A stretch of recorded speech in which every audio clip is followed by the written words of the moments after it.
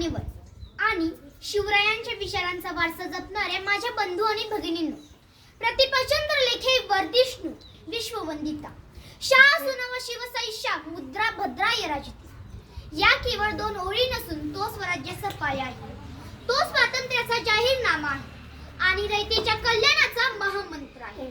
आज आपण छत्रपती शिवाजी महाराज आणि त्यांच्या राजमुद्रेचा विचार मांडण्यासाठी येथे जमलो आहोत। ज्या काळात दक्षिणेत आदिलशाही, कुतुबशाही आणि उत्तरेत मोगलाईचे वर्चस्व होते, त्या काळात वयाच्या अवघ्या 15व्या वर्षी शिवरायांनी स्वराज्याचे स्वप्न पाहिले।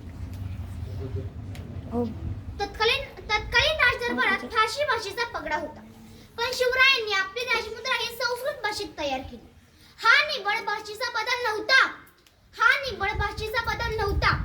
तर तो सांस्कृतिक स्वातंत्र्याचा पुकार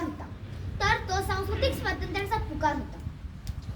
या राजमुद्रेतील प्रत्येक शब्द एक विचार मांडतो। प्रतिभाचंद्र लेखे वर्धिष्णू म्हणजेच प्रतिभाचा चंद्र सरोज कलेने वाढतो, तसे हे स्वराज्य उत्तरोत्तर वाढत जावे। विश्ववंदिता म्हणजे ज्या स्वराज्याला संपूर्ण जग आदर देईल, वंदन करेल। शाह सुनवा शिवसैषा म्हणजे शहाजीराजांचे सुपुत्र शिवाजी राजे यांची ही मुद्रा भद्राय राजते।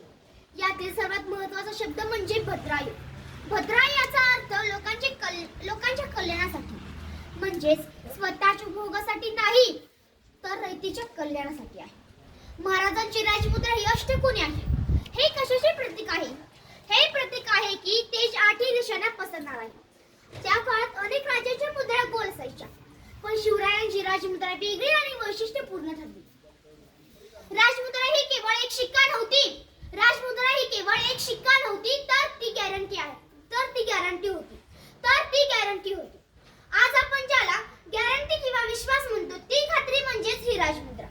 ज्या पत्रावर ही मुद्रा उमटली तिथे न्याय मिळालाच पाहिजे।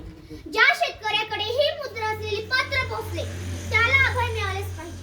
ज्या शत्रूने ही मुद्रा पाहिली त्याच्या मनात धडकी भरलीच पाहिजे।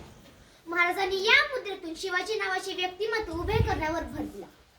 स्वतःच्या नावाआधी वडिलांचे नाव अर्थातच शहाजीराजे नाव लावून कृतज्ञतेचा आदर्श जगासमोर ठेवला। राजमुद्रा आपल्याला शिकवते की आपण जे काही कार्य करू ते सूर्याच्या कलेप्रमाणे वाढत जाणारे आणि समाजाच्या हिताचे असावे।